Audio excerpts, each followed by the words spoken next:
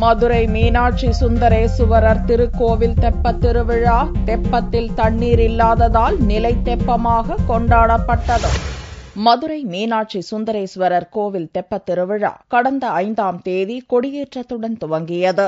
நாள்தோறும் அம்மனும் சுவாமியும் பல்வேறு வாகனத்தில் எழுந்தருளி வீதி உலா வந்து பக்தர்களுக்கு காட்சி தந்தனர். தொடர்ந்து விழாவின் முக்கிய நாளான தை பௌர்ணமியை முன்னிட்டு 16ஆம் தேதி அலங்கரிக்கப்பட்ட நிலை தெப்பத்தில் சுந்தரேஸ்வரர் பிரியாவிடையுடன் மீனாட்சி அம்மனும் எழுந்தருளி காட்சி கொடுத்தனர்.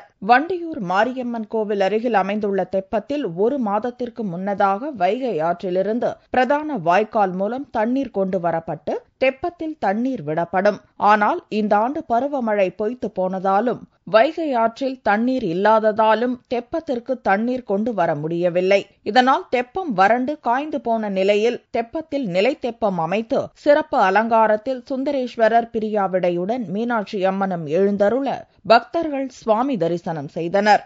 12வது நாள் நிறைவு நாள் விழாவாக இன்று தெப்பத் திருவிழா வெகு சிறப்பாக நடைபெற்றுக் கொண்டிருக்கின்றது.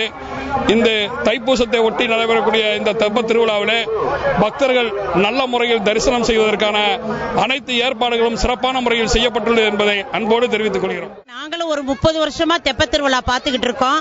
ரொம்ப பிரமாதமா இருக்கும். அது அந்த விளக்கொலியில அந்த தண்ணியோட அழகு ரொம்ப அழகா இருக்கும். தண்ணியில பார்க்கும்போது இப்ப ஒரு 2 வருஷமா தண்ணி இல்லாதனால அந்த அழகை நாங்க மிஸ் பண்றோம். இருந்தாலும் மீனாட்சி பார்த்து திருப்தி இருக்கு.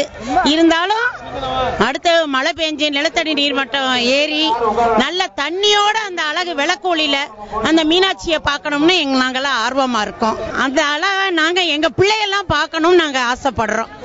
தெப்பத்தை சுற்றிலும் தீபம் ஏற்றி பக்தர்கள் வழிபாடு செய்தனர். தெப்பத் திருவிழாவை காண பல்வேறு பகுதிகளிலிருந்து வந்திருந்த பக்தர்கள் தெப்பத்தை சுற்றி வரிசையாக நின்று சுவாமி தரிசனம் செய்தனர்.